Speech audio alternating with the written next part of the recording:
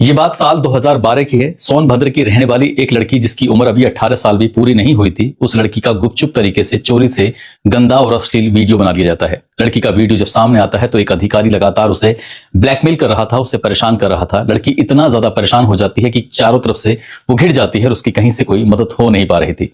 आखिरकार एक दिन उस लड़की ने अपनी ही जीवन लीला को समाप्त कर लिया। लेकिन बात फिर ये रुकती नहीं है, कानों कान दूसरे लोगों तक पहुंचने लगती है और उस अधिकारी का नाम सामने आ ही रहा था। ऐसा दावा किया जाता है, ऐसा बताया जाता है कि उस अधिकारी ने अपने नाम को निकलवाने के लिए अपने रसूख का, अपने पैसे का, हर चीज का इस्तेमाल किया। साम दाम दंड भेद का इस्तेमाल करते हुए वहां से वो आराम से निकल जाता है। ना ही उसका पुलिस कुछ बिगाड़ पाती है और ना ही समाज ही उसका कुछ बिगाड़ पाता है। वक्त आगे बढ़ रहा था और वो अधिकारी और भी मजबूत हो रहा था। काश कि उस अधिकारी पर उस वीडियो को लेकर कार्रवाई हो जाती तो आगे भविष्य में 34 बच्चों के साथ जो होने वाली हैवानियत थी वो कभी भी नहीं होती, और ना ही हैवानियत होती और ना ही जज को यह कहने के लिए विवश होना पड़ता, मजबूर होना पड़ता कि इस व्यक्ति को और इसकी पत्नी को तब तक फांसी के फंदे पर लटका के रखा जाए जब तक कि इसके प्राण ना निकल जाएं। जब उस व्यक्ति को गिरफ्तार किया गया था तब भी पूरे देश भर में इस बात की चर्चा हुई थी, और जब पति और पत्नी दोनों को एक साथ फांसी की सजा सुनाई जाती है, उन पर अर्थदंड सुनाया जाता है, तब भी पूरे देश भर में इस घटना को लेकर चर्चा शुरू हो जाती है। क्या है ये पूरी कहानी? इस कहानी के माध्यम से समझने की और जानने की कोशिश करते हैं। आदाब, नमस्कार, सत श्री अकाल। मैं उस्मान सैफी। इंटरपोल को गोपनीय सूचनाएं मिल रही थी और सूचनाएं जो मिल रही थी बड़ी पुख्ता जानकारी थी। हालांकि उन्होंने शुरुआत में इसकी तस्दीक करने की तमाम कोशिशें की और कोशिश करने के बाद फिर सीबीआई को ये सारी सूचनाएं दे दी जाती हैं। सीबीआई से कहा जाता है कि इस मामले में आपको हस्तक्षेप करना चाहिए और देखना चाहिए। कम से कम 5 साल और अधिकतम 16 साल तक के बच्चों को निशाना बनाया जा रहा है।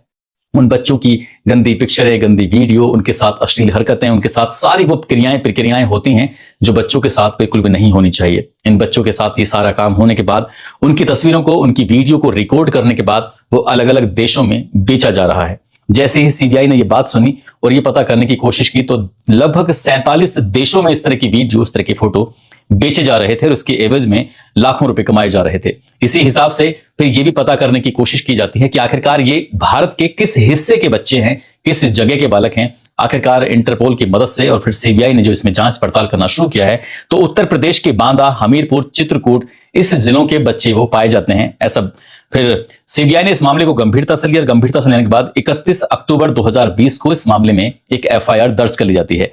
एफआईआर दर्ज करने के बाद बांदा हो, हमीरपुर हो या चित्रकूट हो, सीबीआई ने लगभग 100 से ज्यादा फेरे लगाए थे, चक्कर लगाए थे, आना जाना रखा था ताकि अपराधियों के गिरेबान तक पहुंचा जा सके, ताकि सच को बाहर निकाला जा सके। आखिरकार एक नाम सामने आता है और वो नाम होता है राम भवन कुशवाहा, जो कि उत्तर प्रदेश के सिंचाई विभाग में जूनियर इंजीनियर यानी कि जेई के पद पर वो तैनात होता है। साथ में उसकी पत्नी का नाम भी आता है, उसकी पत्नी का नाम दुर्गावती होता है।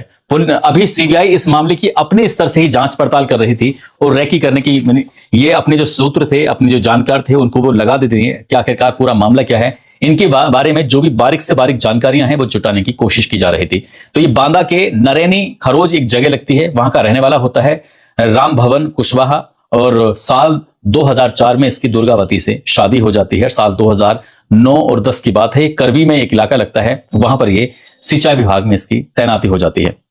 इसी बीच में ये बताया जाता है कि सीकरी गांव लगता है, वहां का रहने वाला कक्कू सिंह नाम का एक व्यक्ति होता है।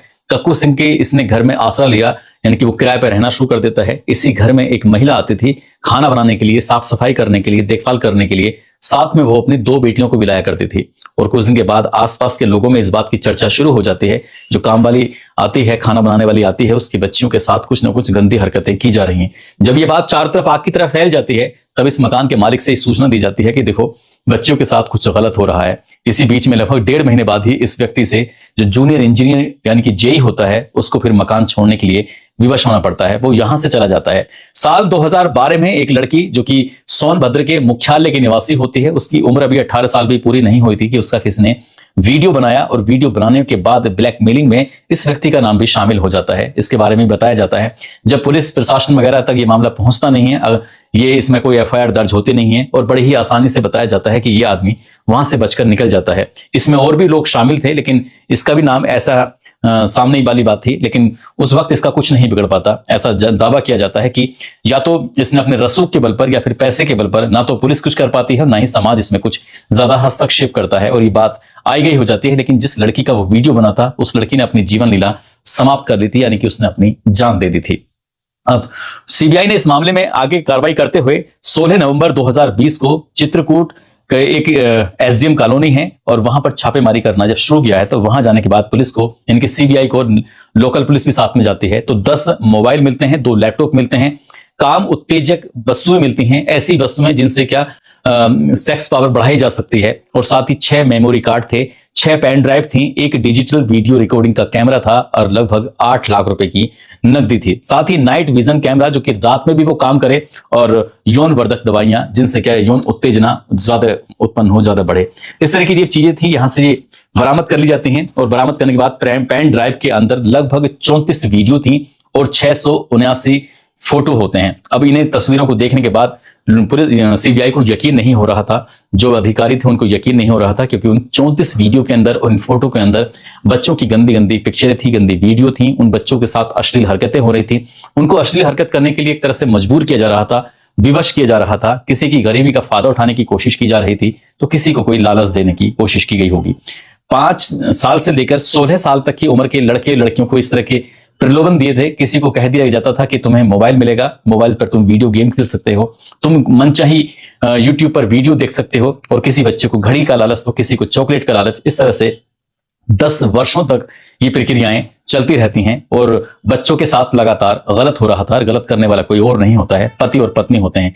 पत्नी भी उन बच्चों के साथ गंदा काम किया करती थी और पति जो होता है वो भी उनके साथ ऐसे ही गंदा काम किया करते थे, और जब गंदा काम करते थे तो उस वीडियो को रिकॉर्ड कर लिया करते थे, उस फोटो को रिकॉर्ड कर लिया करते थे। रिकॉर्ड करने के बाद इंटरनेट के माध्यम से डार्क वेब, यानी कि डार्क वेब एक ऐसी साइट होती है जहां से किसी भी वस्तु को, किसी भी फोटो, किसी भी वीडियो को जब हम किसी दूसरी जगह भेजेंगे, सेंड करेंगे, तो भेजने वाले का कोई नाम, पता, उसकी पहचान उजागर कर पाना बहुत ही मुश्किल काम हो जाएगा।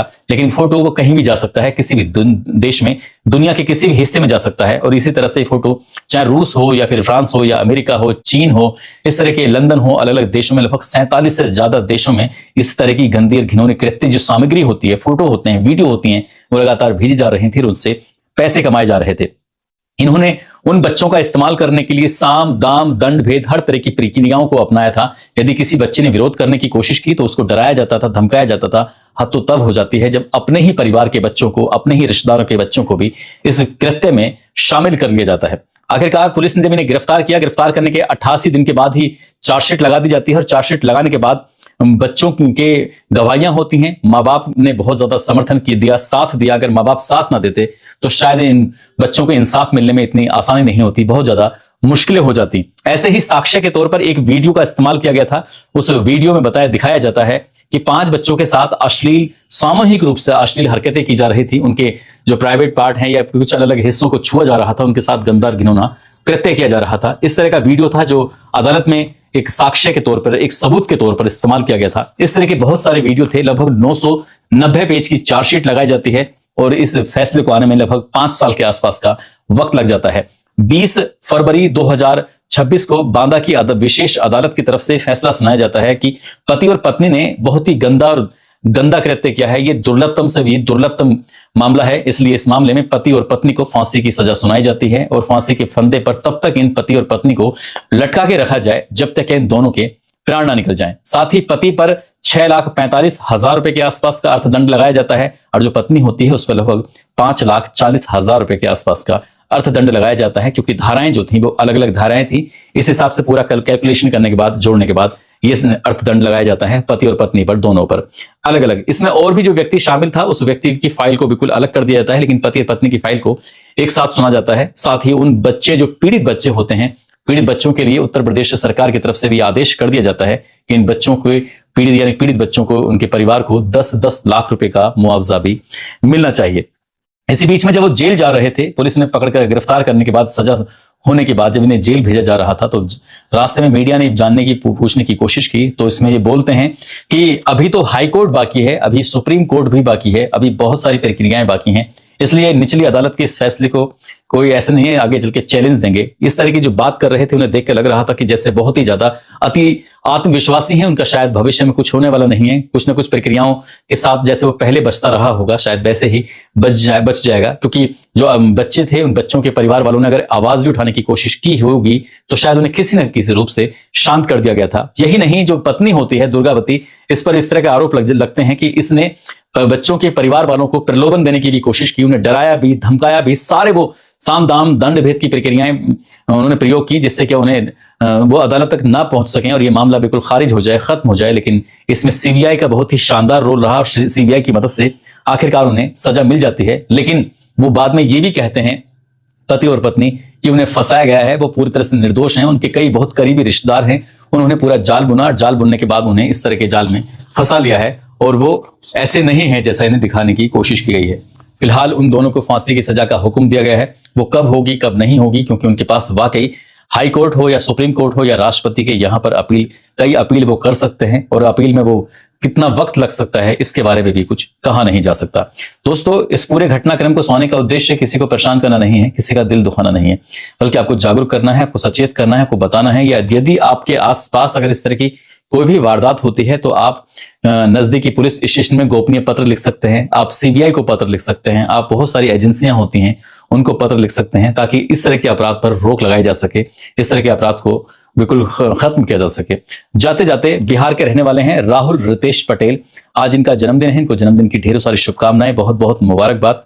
और कुछ लोगों ने नाम लेने की अपील की है जिसमें अन्नू यादव हैं, सारिका सिंह, मुकेश पांडे, मोहम्मद उजैर, हसन अली, विजय गोस्वामी, अकरम, राकेश चौधरी, उत्सव सिंह, पिंटू, मोहम्मद इजहार, धीरेन्द्र राजपूत, संगीता राजपूत, मोहम्मद समीर शेख, रफीक अहमद, मोहम्मद दिलशाद सैफी, काशिफ कादरी, सुनील कुमार, धर्मेंद्र यादव, कृपा चौरसिया, आफ्ताब आलम। आप सब लोग अपना ख्याल रखें, सुरक्षित रहें। जय हिंद, जय भारत।